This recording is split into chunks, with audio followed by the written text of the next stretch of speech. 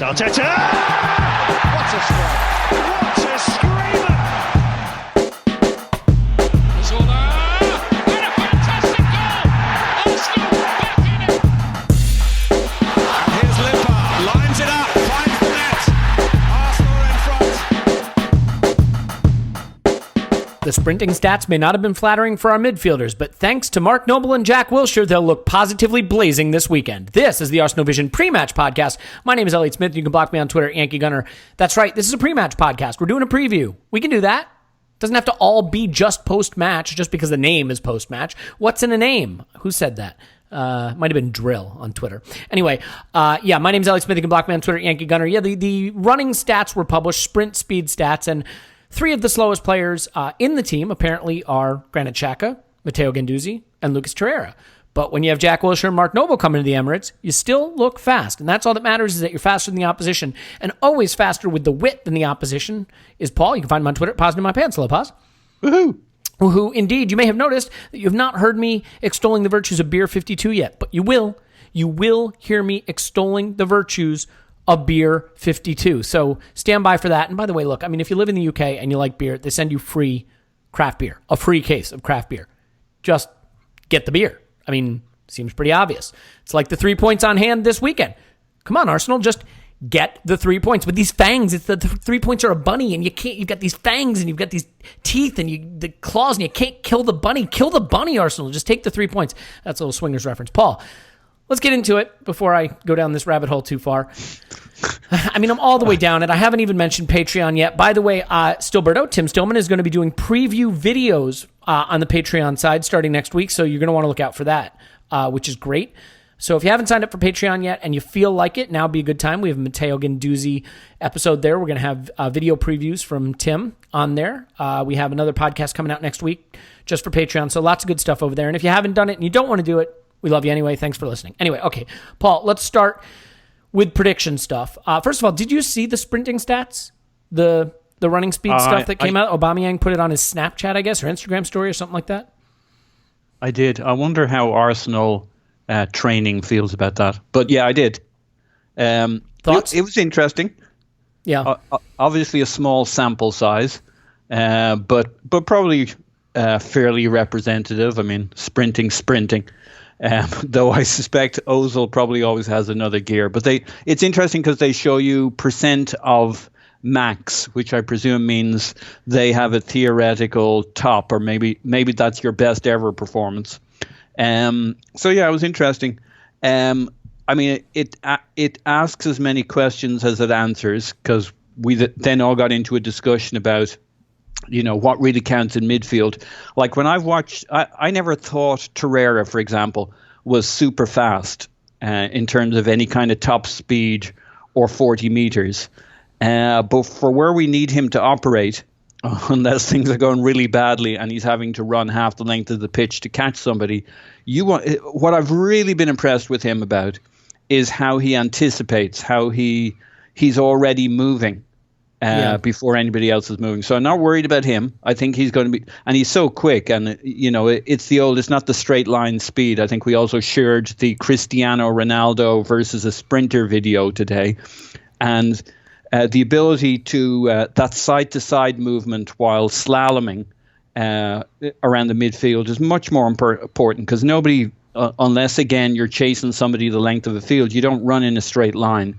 You'll probably also remember the Cesc Fabregas video for Chelsea. Did you see that one, Elliot? The one, no, but I with the cones. The one with the cones. Oh, it's and he beats. It's hypnotic. I can't remember. He's going up against some young Tyro, and he beats that person just with the angle he takes on the cones, dribbling by the cones or something like that. Yeah, there's like three of them, and one of them's, I think, Willian. There was certainly somebody there who was super fast, and you're basically doing this star pattern, picking up cones, dropping them in the middle.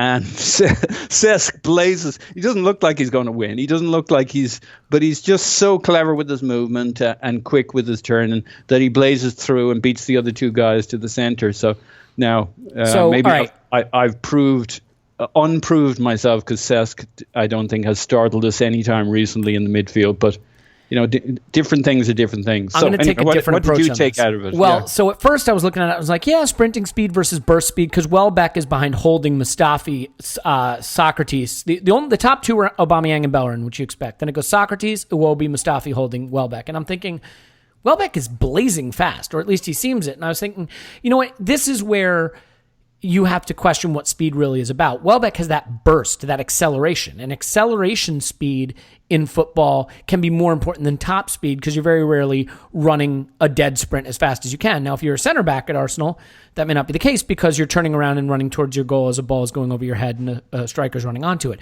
But then I realized it's pretty clear what happened here. This has been doctored by Arsenal to put three of our center backs near the top of it to try to allay any concerns that we have about our defensive capabilities. So this is propaganda, and Aubameyang, I guess they got to him. They said, hey, look, you missed a couple sitters at the weekend, and we can put out some unflattering stuff on social media about you, but if you can put something on your Instagram story that shows our central defenders are quick, we can look past that. So maybe there's a little of that going on. But let's put that to one side. Before we get into some of the hot news topics of the day, let's just look ahead to the West Ham game at the weekend. And this is the season starting properly. Clive dubbed it Project 24, and then Scott, who will be along later, stole it and used it in a short Fuse article. So now it's Scott's Project 24, and Clive doesn't own it anymore. So anyway, the Project 24 thing was meant to reference the next 8 games and getting 24 points from them. Now, obviously, we're not expecting the 24 points, but 3 points are really essential here at home to West Ham. And so the manager's been talking a little bit about what he's going to do, and one of the things he was asked about is whether he would bring in Lacazette and go to 2 up front, and he seemed to suggest no, he still believes that we get the best possession, best control of the game with 1 up front and an extra man in midfield. How do you feel about the decision, and do you assume he'll stick with Aubameyang up front? Yeah, you would think so. Plus, he said for now in terms of the 2 up front, and it makes sense. Right, He still has not. He's all about establishing an identity, and what that probably needs is one really good win followed by some other good wins. So he's still in search of his good win. I'm very much in Project 18 or better for the next 8 games. Just, you got to be a little bit realistic here. We're no more nailed down than we're less nailed down than many of the teams we're playing, even if we may and should have better players. Do you think 18 points is good enough, though, or do you think, while it may be realistic, it's not enough? I think, well, it's not enough unless we really crack the code and we zoom it in the second half of the season. So it depends on what I'm trying not to freak myself out by getting too I'm trying to be realistic. You can't expect more than is reasonable, and I think as supporters it's not always the case, but these next few months are just about chilling back, giving the guys some space to work. It's the classic, the crime scene, and the cops are all, come on, step back, step away from the rope, nothing to see here kind of thing. Yeah. Or the operating theater, and the husband wants to come in and like start directing the surgeon. This is kind of a few weeks and a few months where it's like, guys, get the fuck out of the way. And let these guys, we're going to take some lumps, let these guys do their thing. So I can't legislate to everybody else what they should do, but that's what they should do. And certainly what my general take, I think about 18, 19, something like that. I mean, if we got 18, I'd be maybe a little bit underwhelmed, and have to remind myself why I thought that was a good idea. Yeah, we need 20. We need more than that to be in the top 4 chase in the first half of the season, or we got to really crack the code and zoom it in the second half of the season. But realistically, 18 seems about right to me. Yeah, okay. I mean, I would like to see us get more than that. I can definitely agree with you that 18 sounds... You know what I would say, Paul? I'd say 18 sounds doable, but I don't know that doable is enough. I think this is where we really have to put a lot of pressure on our other top 4 competitors, and the opportunity is there. And I'm not suggesting games like, Palace away. Are we playing them away? Or I think it's away. Are easy games. They're not, but we're probably going to have to get some points in games like that, having started with none. Now, the question I guess we're playing Palace away, yeah. Yeah, that's a toughie. I think the question you have to ask is what Emery should do in this game vis-a-vis the lineup and having lost his first 2 games. How important is it for you that he stick with his guns here, that he not look at those results and start tinkering now, but that he use what he did in the first 2 games and as sort of the warm-up to this, and that he stick with it? I mean, do you want to see him make any drastic changes going into this, or would you like to see him stay the course? He's absolutely got to stay the course. I mean, even Gary Neville, who only had a very short tenure as a manager, learned what happens when after 7 games you kind of lose your nerve and do a major compromise. Listen to if you do it once in the early days, I think you're fucked. I think what that says is you don't actually believe that in your system, or you don't believe salvation is a game or 2 away, and neither will your players then. And no player wants to get beaten for the next, not only the game they're getting shafted in, but the next few games. You've got to believe it's just around the corner if they'll just do the next thing. I mean, if you look at that first Chelsea goal when they come down our right side and Bellerin moves inward and Mkhitaryan got slaughtered for not covering Alonso. But he's actually not far away from doing it. I mean, he should be slaughtered because he's 80% of the way there. He doesn't spot him for the first second. Then he runs back after him, but not intensely enough. And so that triangle there between Mustafi, Bellerin, and Mkhitaryan, or whoever's on that side, they've got to stick with it. There was no reason we couldn't have covered that break by Alonso if the guys had been on their marks, been sharp and been committed. And I think that's happening all over the pitch, right? It's 10% one way rather than 10% the other. And so people have got to have absolutely no fucking doubt that that's what they're going to be doing until we get it right, until we start clicking, and that the promised land will show up the day that the guys show up and do what they've done in practice. So you saw that I think we kind of shared a conversation where I don't remember the guy's name, but Emery's assistant coach, Carcada or something like that, ran on after the pitch. It was reported straight to Torreira and spent a minute maybe berating him's too strong a word, but in a very admonishing him, instructing him, in a very pep kind of emotional way, pointing where he was to the area where the goal was, where he should have been. That's what we got to do for the next 6, 7, or 8 games. Otherwise, it's like good money after bad. If we do all of this for the first 3, 4, 5 games, and then we say, oh, we'll compromise for a couple because the results aren't where we need, you're back to fucking square one, and maybe back a few places from there into negative territory. So that's a very long way of saying. Well, no, I agree. You got to commit. Yeah, because I think also, I mean, to be fair, I think most people agree that there were some positive takeaways from the first 2 games. You know, granted, the results are not, and some of the mistakes defensively were worrying, but some of the things we created in attack were really quite impressive and encouraging. So, you know, when you look at keep the good, lose the bad is basically. Well, and we know what the bad is. It's the defending, and it's probably not going to get fixed right away. So, you know, you might as well stick with the good. Now, you come up against a West Ham team. It looks like they played sort of a 4-2-3-1 when they got destroyed by Liverpool, and then went to more of a 4-4-2 in losing to Bournemouth.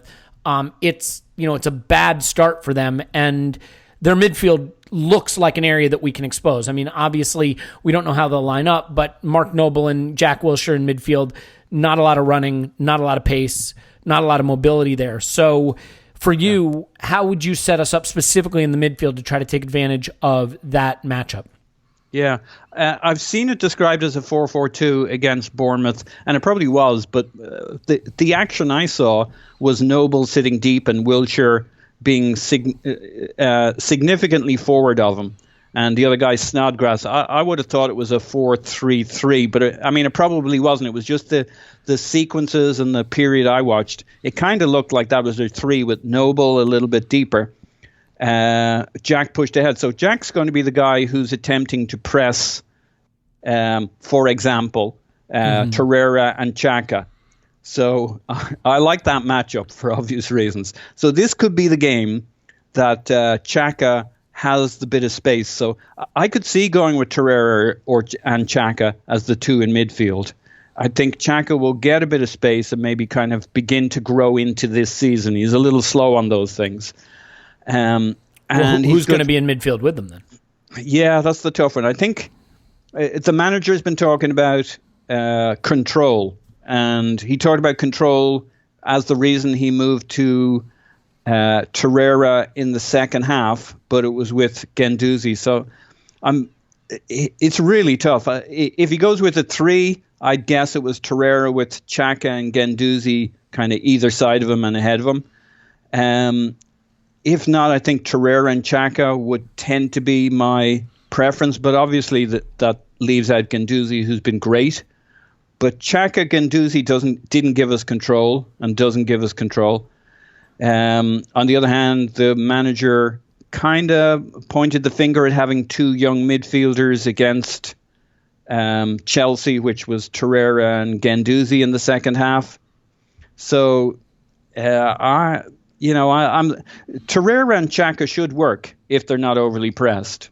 So a little harsh on Guendouzi. I'd go with those 2 in the midfield as the 2 pivots, whether it's in a 3 or a 4-2-3-1. Those being the 2 deeper of the midfielders.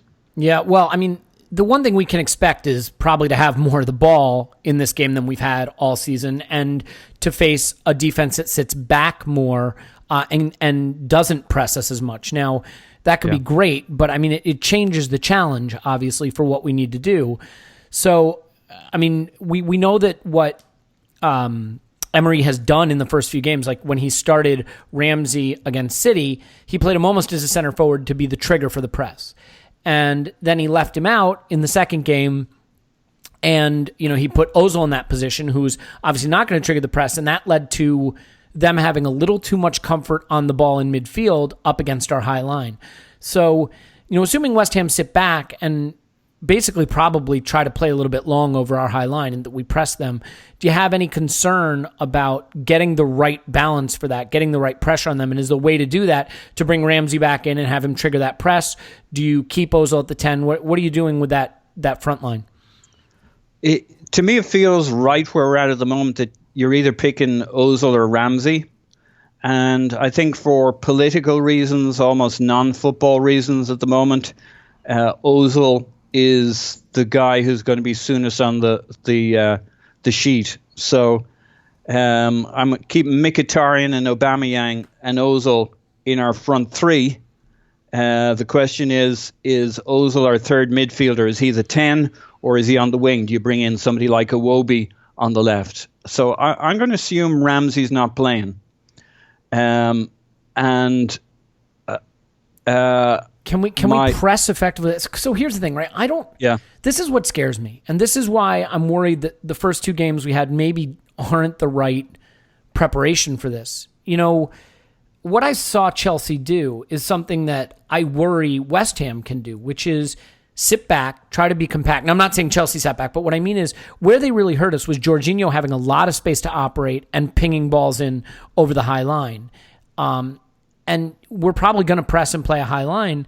And without Ramsey triggering that press and with Ozil in there, he's just not going to be as intense. And you don't need the most skillful players in the league to beat a high line with long balls if you've got time on the ball. So, I mean, can you really trust Ozil to ensure that they don't have that time to look up and just play Arnautovic and, running in behind Mustafi and Socrates all game? Well, Aubameyang needs to be pressing the Jorginho position, which is going to be noble here. And he can do that. I mean, he played for Dortmund, right? Mm-hmm. Didn't he? Yeah. Mkhitaryan played. Yeah. Mkhitaryan played for Dortmund. I mean, there's 2 of your front 3, assuming Mkhitaryan starts, who should know what to be doing during the press and with the triggering. So the only other question, I don't think we're going to see Ramsey central again in the Aubameyang spot from the point of view of triggering. He probably didn't enjoy it, and it wasn't a particularly great success. Ozil's going to have to play somewhere in these kinds of games, certainly. The only question is what we do in those really tough games. But we should see enough of the ball for Ozil to be on the pitch. And he should be good. He should be intelligent enough to be part of the press and the trigger. I mean, the guy's, that's when we're trying to turn something over and make something happen. So he's got double incentive. First, to push the press, and second, because he's going to be the guy who benefits, gets the ball when things are shook up, and lays on the pass for Aubameyang and Mkhitaryan. So, if he can't do this, then what are we doing? Where's his role going to be? He has to play a role. If he can't be in these games, if he can't be in these games, Paul, where you're playing weaker opposition at home, and you're going to need that extra spark of creativity to unlock a little bit of a packed defense, I don't see what his role is. I agree with you. And we've paid him £350,000 a week. At a minimum, we need him to be a flat track bully. I mean, I'm not saying that's all he can do, although you could make an argument. But being a flat track bully is fine, because if you can beat 16 of the teams in the league, or 15 of the teams in the league with regularity, you're going to wind up pretty near the top at the end of the season. The question is, I mean, you got Iwobi who comes off one of his best games for Arsenal in recent memory, and Mkhitaryan, who had a lot of nightmare moments in the match, but scored one and assisted one. And those were the two guys who played alongside Aubameyang. And so, based on their performance against Chelsea, both have a strong argument for staying in the lineup. I don't think Mesut Ozil gives us the intensity in the center of our midfield. I think Torreira, Xhaka, and Guendouzi, it's going to be two of those three in the deeper positions. It comes down to Ramsey and Ozil again, potentially. It does. I mean, certainly if it's a meritocracy based on Iwobi and Mkhitaryan's performance, which leads me to want to ask you about this sort of yellow journalism bullshit that we saw from John Cross, and not just John Cross, but others across the British media this week. It looks like either they're just trying to pick at the scab of two losses to start the season, or they were briefed by Ramsey's people. Either one of those, totally possible. But the headline from the Mirror: Aaron Ramsey and Arsenal teammates shocked by midfielders' acts as Unai Emery's tough start gets even harder. New boss, who has lost both games so far, effectively made stalwart into final year of his deal scapegoat for midfield failings. It had all the flourishes of a tabloid piece, but basically the argument was that not just Ramsey, but his teammates were shocked that he was left out. These things are always great, right? I mean, if you're John Cross and you work for, the Mirror, that's the kind of shit you have to write. I mean, it just is. That's the job, right? Yeah, I get your point, yeah. Now, on the other hand, it doesn't mean it's all made up. And why would it be? Is Ramsey frustrated, i.e. shocked? But, that's what his agent and his media people would say. Shocked, yes. Are his teammates surprised? Well, we were that Ramsey played for a chunk of the first game and not for the second game. So yeah, his teammates would be shocked. I was shocked. That's fair. I guess the way it was portrayed is that this is already becoming an issue that is dividing the team, dividing the dressing room, and causing a problem, a headache for the coach. And I mean, sure. So I guess crunch time. Let's assume that Ramsey's pushing to get an attractive contract laid in front of him. This is his key moment and his key few days, and he's contracted this to his PR and agent to get the best deal they can. Short of calling everybody at Arsenal a motherfucker, they're allowed to take out whatever tools they have in their kit bag. They're going to kick up a stink. To try and get it over the line in the most attractive way possible as a deal, or create the excuses that if it doesn't happen then and they need to come back in January and look at going elsewhere, it was because he was harshly, unfairly treated. So it's a very common story arc line in which I think if you just tune down the frequencies on everything, it's probably mostly true, just not nearly as dramatic. Yeah, I see. The thing I could see happening here is I don't think Emery is going to look at the way Ozil played against Chelsea and feel that he can trust him in the number 10 position. And I don't know that you can have a true number 10 playing the way Emery wants to. Find me a pressing team. We covered this in the post-match pod, but find me a pressing team that plays with a number 10. You're just not going to find it. And, I think he's not going to feel that he can put Ozil in that position again, or he probably shouldn't at a minimum. But I do think you need Ozil's creativity and in his vision in unlocking a defense like West Ham's at home. And so I think he might be inclined to bring Ramsey back in to be more of an intense agent of the press in central midfield, with, let's say, Torreira and Xhaka, or Guendouzi and Xhaka, and Torreira and Guendouzi, whoever it is behind him. That means Ozil gets shunted out to one of those wide forward places, which I don't have a problem with, but then who drops out? Is it Mkhitaryan, who can definitely get among the goals, and we've seen that he can have that inspirational contribution? Or is it Iwobi, who we may not have as much confidence in, but is coming off a great position? I mean, for you, do you think that the most likely outcome here is that one of Iwobi or Mkhitaryan drops to the bench so that Ozil and Ramsey can both play? Yeah, I think Mkhitaryan will play again. I did, for whatever reasons, I just didn't think he was bad as everybody said. I mean, he was, yes, there was the goal. Yes, he kind of tracked him. I thought he was really fucking good. I also thought, I mean, he was hammered in the City game, and I just didn't agree with that at all. I mean, I didn't think he was great, but I think he did a lot of good, and he was all right. So for me, I rate his performances in the first two games way ahead of the fucking as advertised. So I wouldn't drop him. I thought Iwobi did really well, and he should get a look in very soon again. But we've seen various Iwobis. I don't think we can say that's Iwobi from here on in. I think with a team sitting deep, he struggles a bit. I think Mkhitaryan really has the blueprint on those corners. His relationship with Bellerin was eye-catching. You'd probably want to double down on that. That might be putting Ozil on the other wing or forcing Ozil into the 10. But Mkhitaryan on the right really paid off there.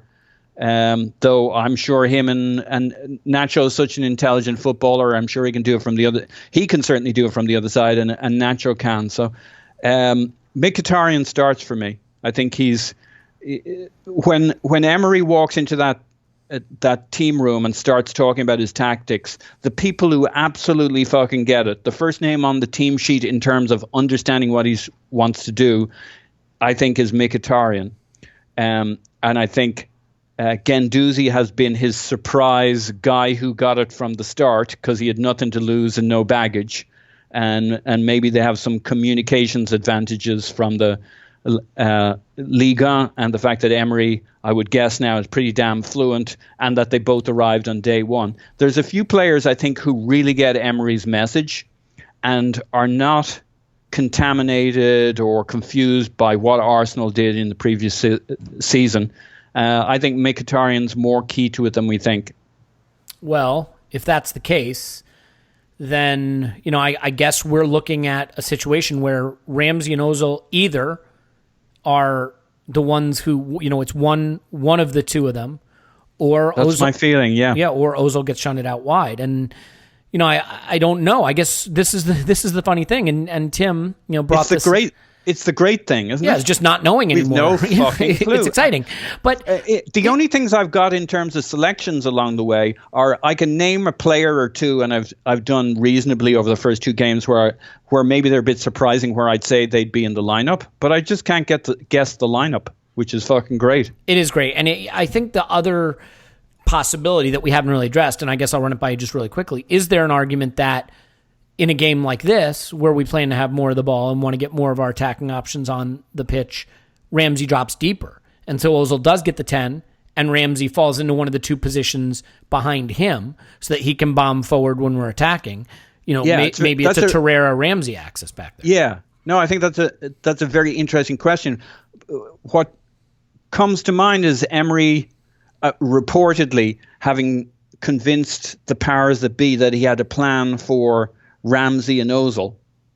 We'll remember that from kind of the Arteta versus Emery kind of final showdown, and how Gazidis leaked that they'd been really impressed by Emery's vision for Ramsey and Ozil. I'm guessing we've begun to see his vision for Ramsey, and it's not sitting deep. So, I mean, of course he's learning as he goes, but I'm guessing it's not an accident that we saw him very, very far up the pitch. And maybe that's just how Emery sees him. Shit or bust. Yeah. I have to admit that I think he's got sort of an interesting issue on his hands now between Mkhitaryan and Aubameyang and Lacazette and Ozil and Ramsey, and with Iwobi coming in and actually playing well against Chelsea, that, you know, we all kind of had a lineup in our head that got all our favorites on the pitch together. Yep. That's gone now, and that's fine. That's probably for the best. It's great. Yeah, you shouldn't just have favorites who get to play every game. But what I think is... And think of the corners we painted our... sorry to interrupt the interrupter. Yeah, well, let's stay on brand a little bit, please. But isn't it interesting that basically what he's done is the corners we painted ourselves into last year, where we couldn't find our way to an effective midfield because of the players involved. And now we bring in these two new players and we're just not painted into a corner anymore, because it really could be Torreira and Guendouzi as the pivots. And that's what needed to be done. We needed to throw Ramsey and Xhaka and Ozil to some extent out, and then say, all right, who goes back in? And all bets are off. I think it's fucking great. I think it's love great. Ramsey, I love Ozil.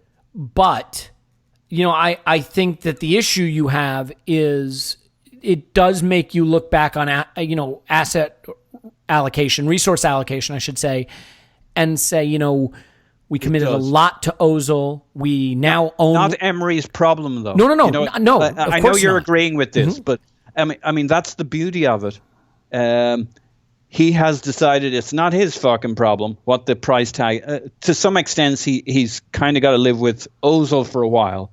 We would have thought he had to live with Ozil and Emery, but maybe he's learned from Ramsey. PSG and is enjoying the fact that the politics, the top men at the club aren't saying, actually, you got to listen to these guys, as in you've got to really... They're too busy proofreading their contract with AC Milan. I think there's a vacuum at the moment.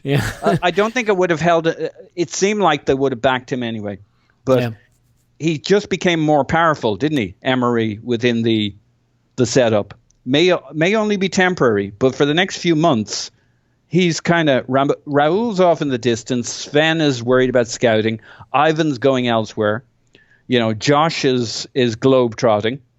Emery's fucking saying things. When you look across at Mourinho and Woodward, I thought Mourinho was absolutely fucked, and yet he's managed to turn the tables a bit on Woodward in terms of where the heat is. Now, Emery's not playing those kind of politics, but to him has come a certain additional potential power here, in that he's the fixed figure, the one we can relate to, the one who currently has a plan. So it's also a reminder, Paul, that once the season starts, the football comes back into focus, and the football is the center of what this entire organization is about. And so while Ivan Gazidis can steal headlines all summer long when we're in a transfer window, once the ball is kicked, the main man at the club becomes the guy standing on the touchline. You know, so that does grant you power too. Now, that helps when you put wins under your belt too. So, you know, he needs to do that to consolidate some of that power. And I do think that we should get into the asset or resource allocation stuff, because Swiss Ramble, who is phenomenal, great follow on Twitter, and a guy who covers the financial stuff of the Premier League and football clubs in general really brilliantly, but especially Arsenal. He's an Arsenal supporter. Had a great thread on it on Twitter. I'm not going to read the whole thread, but you should go find it. Here's what we'll do. We'll take a break, and when we come back, we're going to talk a little bit about that thread and just take a little bit of a look back on some of the mistakes we've made in these windows and with our resource allocation, and how the cash has dwindled, and maybe a little bit of what that means for going forward, and the Ramsey decision and things like that. First, we're going to talk to Scott. He can give us just a few stats on West Ham, on Arsenal, if you don't know them already, and give us his idea of how he sees that playing out. So we'll take a break. We'll pay some bills. We'll talk to Scott, and we'll come back, and then we will go into how Arsenal have managed their resources. Okay, it's time to tell you about our friends at beer52.com. You got to go to beer52.com/vision and sign up. They are the world's most popular monthly craft beer discovery club. They search out incredible and exclusive small batch craft beers from the world's greatest breweries, and they bring them back for their members. That's you. This is UK only, but if you go right now and sign up just for being a listener, you're going to get a free case of craft beer. All you have to do is pay £2.95 postage. Every month focuses on a new country or theme, and if you sign up now, you'll get a chance to try the one they have going on, and it is a good one. They are featuring fantastic beers from the winners of the Raise the Bar competition. It's Beer 52's search for the UK's best new small brewers in partnership with London Craft Beer Festival. You'll enjoy the likes of Unity's 7% Export Stout, Boxcar's Belgian IPA, and West by Three's Mothership Wit Passion Fruit. So go to beer52.com/vision right now. Sign up. You're going to love it. Beer52.com, the best way to discover new craft beers from around the world. Okay, so we're back with Scott. You can find him on Twitter at @O_that_crab. Hello, Scott. Hello. Writes great stuff on crabstats.blogspot.com on the short fuse. He writes for Arseblog, doing their By the Numbers column, which awesome one, by the way, just published. He did a glossary of sort of stats terms, and it's really useful if you find that you're interested in the stuff, but sometimes some of it is not comprehensible to you. I thought you did a nice job with that, so thanks for that, Scott. Thank and you. Let's talk West Ham. So first things first, they have had almost as good a start to their season as we have. What is your expectation of them as an opponent, and what kind of football are they going to play? What have they been doing in attack, in defense? Give me everything I need to know about West Ham so I know how confident to feel about this game. Well, they got absolutely blown apart by Liverpool, so I'm hoping that will be the blueprint that Arsenal are able to use to be able to get that same result. The big thing is they've given up a ton of XG, 4.5, so they are second worst in the league right now. Only Huddersfield has given up more. And Huddersfield just played Manchester City, for reference. That's right. Huddersfield, played. They had the same slate as us, just the reserves for when they're home and away. Yeah, so that's right. Chelsea and City. We're better than Huddersfield, so that's good for us.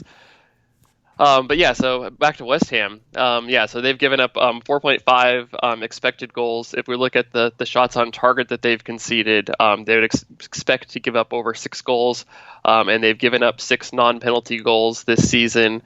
They're giving up good shots. Everything has an average XG of 0.15.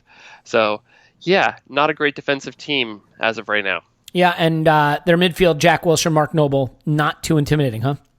Exactly. If you wanted to be able to go through a midfield, that would be the midfield that you would trot out. Let me ask you this. So defensively, they look like a sieve, and I think there's every reason to believe we could maybe get the best of them with our fearsome attackers. But we know that we are not the most reliable team defensively. Have they had any joy going forward? I think they have Javier Hernandez and Marko Natovic. Any concerns? Are they playing also, well? Also, a new player, Felipe Anderson. Oh, Felipe Anderson as well, yeah. Yeah, just came in from Lazio, who seems to be an exciting young talent. He'd be the guy that I would actually probably be most concerned about on the wing. In my post that I wrote for 12 football, previewing this, he was kind of my guy that I wanted to focus on. Where's the attack from? What should we be concerned about? He's a wide left player, I believe. So that's really where you're going to want to try to shut him down. He can come in and play midfield. They've had trouble actually being able to use him, seeing as they have a midfield double pivot of Noble and Wilshere, which, while it has pretty good passing, they haven't been able to actually hold on to the ball very long because the other team has just attacked through them. So it'll be interesting if they actually play a defensive midfielder. I believe they just brought one in, Carlos Sanchez. So I think he actually might be an interesting player if they're able to play him in midfield, and maybe they go with a 3, or they move Jack Wilshere up a little bit higher up the pitch and go with Noble and Sanchez at the midfield. I think that might be give them a little bit more stability to be able to attack from. I still don't see a ton in the numbers that makes me think that they're a great attacking side. They've only taken 15 shots, be able to generate 1.15 xG right now, so not great numbers. Did they create anything against Liverpool? Because Liverpool, obviously, we don't have the kind of press Liverpool do, but we are going to try to press them. Did they break that press and create chances against them at all, or not really? Against Liverpool, they took 5 shots and had an XG of 0.7. So they had a fairly good XG per shot of 0.15, but just did not get any volume. Yeah. So, because the only thing that worries me, and we covered this, Paul and I did a little bit, is just that we're going to have more of the ball this game. My belief is that they won't be pressing us, obviously the way City did and even the way Chelsea did, but we're probably going to press them and play with the high line. And we saw against Chelsea that, at least early in the game, we gave them too much space in midfield, and they were able to just ping balls in, behind our high line and create a lot of opportunity that way. So do you have any concern about them sitting back and maybe just looking to play long and get in behind the high line? It's definitely a possibility. You do worry, Noble and Wilshere, while they have a lot of flaws, being able to find a line-breaking pass is something that either of them could do. But you mentioned the pressing. Looking at the passes per defensive action stats, they really don't jump out. They're about 15 overall, 15 passes per defensive action, which is well above average. At the midfield, which would mean low press intensity. Low pressing, yeah. More passes allowed per defensive action would signify a less intensive press. At midfield, they're right about 10 passes per defensive action. So again, even in the midfield, not really doing a ton of contesting, which, given their midfield duo, makes sense. So yeah, I think you're right saying that this might be a game where Arsenal should be in control. Yeah. Well, I mean, I believe that we will be okay here. I think the thing that has made me nervous, and when I think about this game and how it could play out poorly, there aren't a lot of scenarios where I see it playing out poorly, but the one that I could see would be that they sit back and their plan is to get it to Noble or Wilshere deep in their own midfield and play direct and quickly up the pitch behind the high line. And that's why I worry a little bit about where Mesut Ozil is going to play. We saw him really not add that intensity in midfield against Chelsea, and Jorginho had a lot of space, whether that was a little bit of Aubameyang's responsibility or Ozil's responsibility.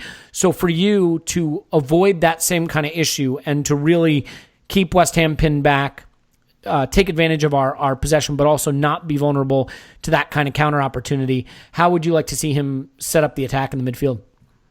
I'm still leaning towards wanting to see a true 4-3-3. I know that that's not necessarily Emery's bread and butter. He tries to stick with that 4-2-3-1.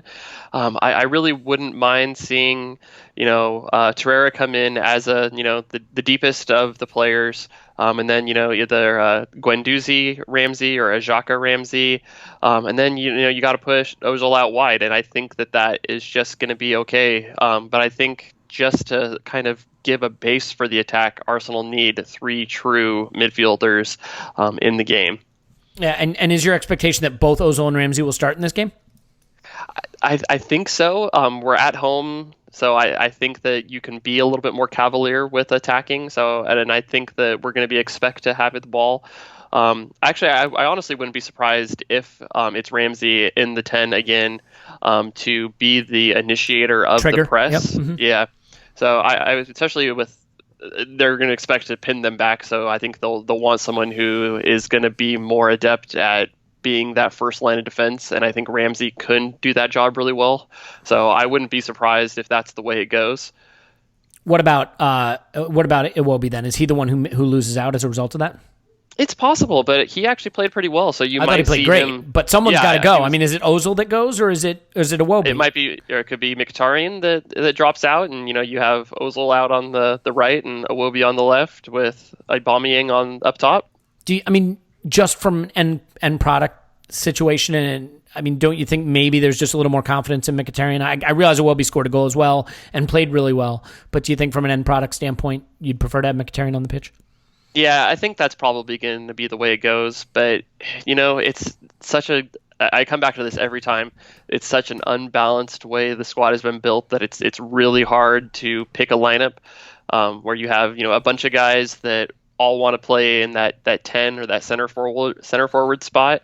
And we really don't have any true wide players. So we are really doing a lot of trade-offs when we're making those moves. It's just, there's no good choice there. Yeah, I could see a situation where Ozil misses out in this game only because I think you want to be all over Mark Noble and Jack Wilshere like flies on shit. I think you want, Iwobi drifting in and pressing. You want Ramsey pressing. You want 2 guys in their face the minute the ball comes to them to make sure that they...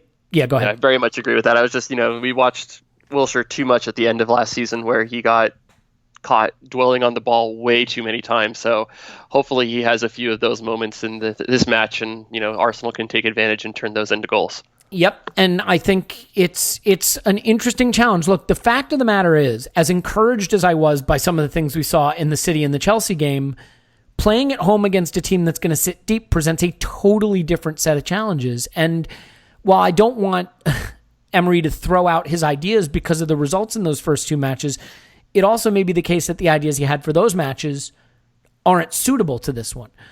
So we're going to find out. I really, really worry about the high line only because I think a team like West Ham can only hurt you so badly, but you give them 40 yards of green grass to play a ball into, and even bad teams can find ways to exploit that. We've seen it.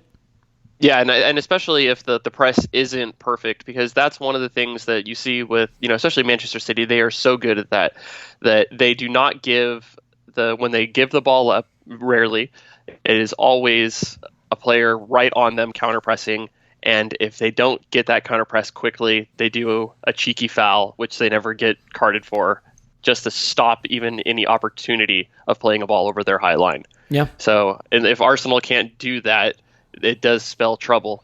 One thing that, just to go back for, talking about being able to unpick a set defense, that might be a check in Ozil's favor, where he's one of the few players on Arsenal, one of the best players in the world at really kind of playing one of those killer balls against a set defense, which that might, go into Emery's decision making and deciding his team.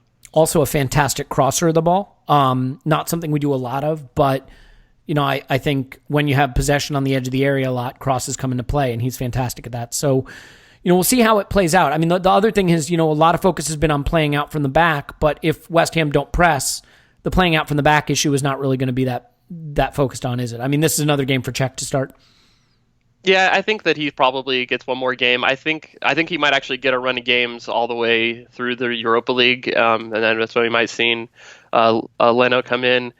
And then after that, there might be a decision if Leno starts to be really impressive in the Europa League. That's just kind of my feeling now. Yeah. Unless Czech really looks bad. But he has, his shot stopping has been very impressive. Yeah. So I do want to give Czech, that he has saved quite a few really, really good chances this year. Score prediction? I have it probably about 3-1. 3-1. Okay.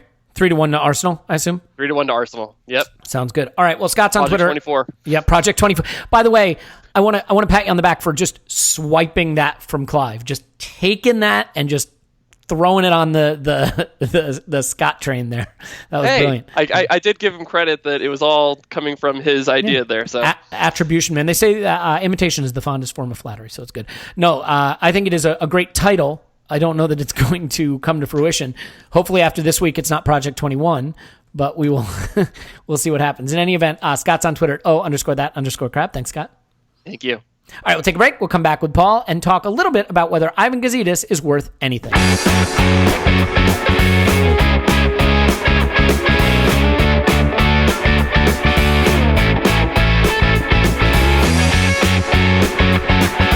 Okay, we're back. So now that we've had the statistical look at the game, let's get back with Paul and just briefly spend some time going over what Swiss Ramble had to say on Twitter and the sort of financial side of things for a moment. Paul, this isn't always the most exhilarating thing to discuss, and I think as Arsenal fans, we often get too roped into it. But one of the things he kind of reviewed and looked at from the past few seasons is that at one point Arsenal sat on a pile of cash that was bigger than many of the big clubs in the Premier League combined. And over time, that cash has dwindled in some respects through lack of player sales, obviously through purchases, but also just through the sheer depreciation of the value of that cash into a transfer bubble when we kind of kept our powder dry, so to speak. So for you, as you read that thread and you look at what Arsenal have done financially, I mean, Ivan Gazidis is someone who has gotten a lot of credit for his time at Arsenal. I'm not entirely sure why, but I look at it and I see a guy who has been really outplayed by his rivals in terms of commercial deals, that has not secured commercial deals that are anything beyond, let's say, average, if not below average, and has really helped guide the club in terms of its financial strategy into what's sort of a disastrous policy. Sit on cash, wait for FFP that never came along, wait for transfer values to plateau, which they never did. I mean, in the wake of the news that he may be going to AC Milan, would it really be that bad to lose Gazidis? I mean, when you look at the facts, the cold facts over the time he spent at the club, has he done anything that leads you to believe that this would be a great loss for us? Well, if he were to leave in a year or two's time, I don't think it'd break my heart based on what we've seen. I just think it's shitty timing from the standpoint of putting the triumvirate together of Raul, Sven, and Emery. And, if things get sticky in a few months' time, you want the guy who put that together to be there to fight tooth and nail. And we bring in somebody new. I assume they'll back the person, but it's not. It can't be with the same level of commitment or authority as the guy who picked it and knew why he picked it. So, to me, that's the biggest loss. It's very hard to know. You kind of edge towards a damning indictment of Gazidis, and I think you can definitely make that argument. I just don't think it's very easy to know, had things been great, how much that was down to him, or if things are terrible, how much that is down to him. As I look through the numbers, I'm no financial expert, but it's certainly not stunning or startling. It's also not totally terrible. It's just kind of meh. We kind of stood still in many ways, but stood still also means growing, because the league is growing and TV revenue is growing. We all know we've been absolutely fucking dog shit on transfers for a couple of years, for example. I think that's the two places you could really hit Ivan are on transfers and commercial revenue, and in particular on commercial revenue, because in that area he and the team and Arsenal and the Arsenal brass really didn't have any impediments. On transfers, you can't bring in players or sell players that Arsene Wenger did or didn't want. So you could make all sorts of fucking explanations, excuses for why transfers wasn't this person or that person's fault, and it'd be impossible to unknot that ball of wool. Yeah. So, go ahead. I mean, a couple of things here that I think are pretty damning. Okay, so you go from 2009 when he arrived. During that period, the revenue has grown by 198 million under Gazidis, only outpaced by City and United in absolute terms. But the second smallest percentage growth of the Big Six clubs. So of all the Big Six clubs, during his time here, we've had the second smallest percentage growth in terms of revenue. So, I think that's not exactly a glowing recommendation for him in terms of the job he's done. The 198 million revenue growth, most of it is from the TV deal, and everybody got a piece of that. Okay, so the commercial deal, the only thing he's really put together, and the thing where you would have expected him to excel, was the Emirates deal. But here you go. Our commercial revenue has grown by 69 million, second lowest of the Big Six during the period that he was there. Okay, so second lowest percentage increase and second lowest in terms of actual dollars, the commercial revenue. I think that is worrying. Now, here's the other thing. He presided over a strategy of keeping powder dry and all those things that we've talked about. This is pretty damning, okay? In 2012, Arsenal had almost as much cash, 154 million, as the rest of the Premier League combined, 181 million, okay? Fast forward 5 years, the rest of the Premier League now has 819 million combined to our 180. So we basically stood still. But I think that's right. I agree. Let me say, I kind of agree with everything you said. I think that's a bullshit discussion that I've seen. Why would we have more cash on hand? The reason we have this sudden flip-flop is because the other clubs didn't have any fucking cash at all. Oh, no, I get it, Paul. I get you don't have to defend that point. Look, cash flow is a weird one, right? Yeah, you don't necessarily want your club to be sitting on a bunch of cash. My point is, at a period of time where we had the leverage of having a lot more cash than everybody else in the league, rather than using that leverage to distance ourselves from the competition and consolidate our position. We had summers like the one where we only bought Czech. We did a bad job utilizing our cash advantage to improve the playing and set. we had apparently no fucking idea how to leverage it. I agree with that. That's my point. And the powder yes. dry one, I mean, it sounded good at the time. Had they leaped on something the next year, great, that's powder dry. But it looked like they had powder and they didn't know what the fuck to use powder for, because summer after summer. But what it reflects is the dysfunction. I mean, how would we have used that money? We would have used that money to get better players, to get success, to get better players, to sell on, etc. And that was a dynamic between Arsene, Ivan, and the club. But, you know, you can blame, rather than blaming no side, it's a pretty safe bet to blame both sides. Yeah, okay, that's fair. So, I mean, ultimately for you, I mean, look, he brought in Raul, he brought in Sven, he brought in Emery. You know, that group is there. That looks pretty good at the moment, It does. If we have a lot of questions on it. That's the thing he's done really well. And there was all this talk about, what's the succession planning, which I always thought was a little bit overblown, because how can you do succession planning when the manager isn't remotely close to going? But he actually did a pretty good fucking job of the succession planning in terms of putting in a hierarchy for decision making within the club. Where we've been fucking horrible is players in and out over the last few years, and the balance of the squad, and an actual plan to transition. But that was partly because the manager had absolutely no intention of leaving.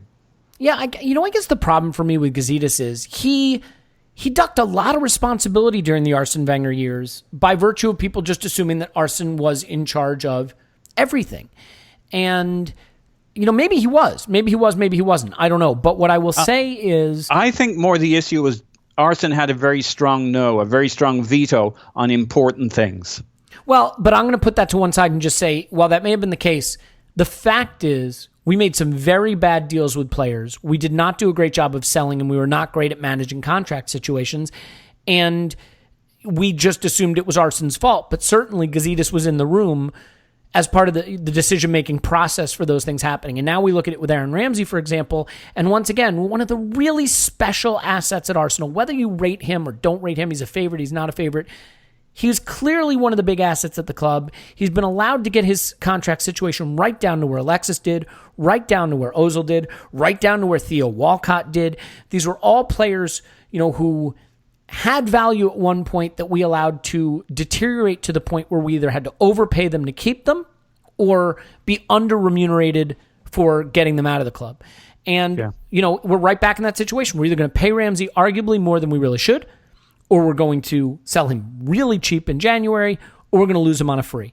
And losing Aaron Ramsey on a free as the outcome of his time at the club just seems insane to me from an asset protection standpoint. So, you know, these are things that Ivan has been a part of. And, you know, it undermines the argument that it was all Arsene's fault, because if it was all Arsene's fault, then the Ramsey situation was our first chance to see us handle it differently, to do it better, to, you know, use our leverage, whatever leverage we had, you know, be ruthless, make the kinds of decisions that are necessary to get the club in the best position to succeed vis-a-vis his contract situation. And we didn't do that. So for me, I can make an argument against that. In general, I agree, right? Here's what I think. Gazidis is part of the picture. It's very hard to untangle how much of it was him, how much of it was the club dysfunction, how much of it was Stan's blind support of Arsene. So that's 2v1 when it came to these things. And you come to the Wenger the Ramsey situation.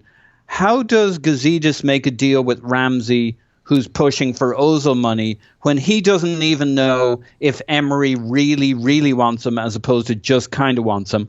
And we've seen some of those issues, you know, the Bernd Leno discussion in terms of, is that a goalkeeper Emery wanted or really, really wanted? Well, maybe he just was kind of okay with it. Maybe it kind of happened before Emery had much say-so.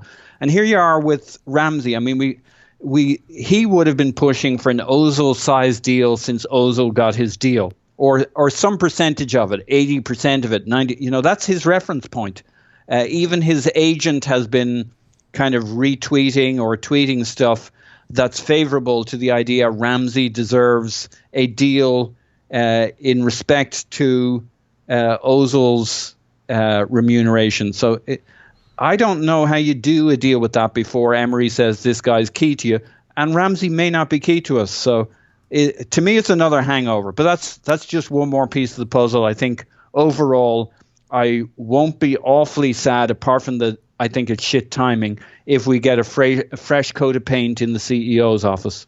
Yeah, I mean, I agree with you that the timing isn't ideal, but I think when you look in terms of where the commercial deals have gone, the strategy of how our cash was managed, the way our leverage and advantage was allowed to slip and deteriorate, the way we have not been proactive but reactive to critical contract situations at the club, I think all of those things that many of which fell on Arsene, have to be leveled at Gazidis as well. And I think at this point, you don't have a guy who's proven himself to be an expert operator in the commercial deals. You don't have a guy who's proven himself to be an expert operator with player contract situations. You don't have a guy who's proven to be an expert operator in terms of achieving the outcomes he even really necessarily wanted at the club vis-a-vis the manager when there was a power struggle with him and Arsene. Whether that's fair to put on him or not is another story.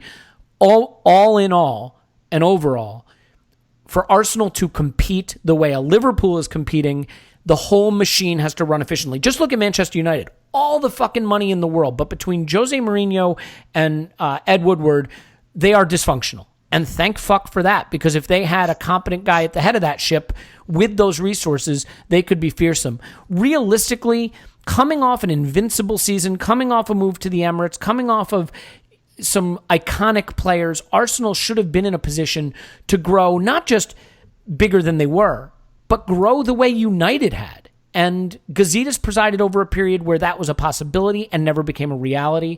And I think he has to own some of that. And if AC Milan want to give them an equity stake or some such bullshit to go to that club on the basis of what he's done at Arsenal, I think that's really questionable, but I'm totally fine with it. So anyway, so I'd just like to quickly say, timing shit, given that Emery's just arrived, but I think it's an opportunity for us. And I'd also like to offer, if there's any United supporters accidentally listening to this, if they need a guy who needs a banner printed up, or they need a guy to fly over their ground this weekend, we know some guys, so just get in touch with us. Oh, they've still got the same guys from Moyes and from Van Gaal, and they're fine. They've got plenty of experience, more than we do, which is beautiful, by the way. And we want Jose to stay. So if you want a banner that says "Jose, we love you," we can fly that one over Old Trafford for you. In any event, score prediction for the weekend? So I think 3-1. I'm going to say 5-1. Arsenal. Fuck me. Seriously? I mean, no thank you. Yeah, 5-1 Arsenal. You nut job. Why do you do this to yourself? I can only be happy if I'm in a perpetual state of disappointment. In any event, Paul's on Twitter at Pause in My Pants. Thanks, Pause. Woohoo!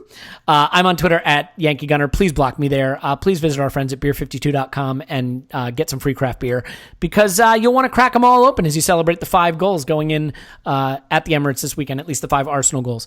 So we will be back after the match, as always.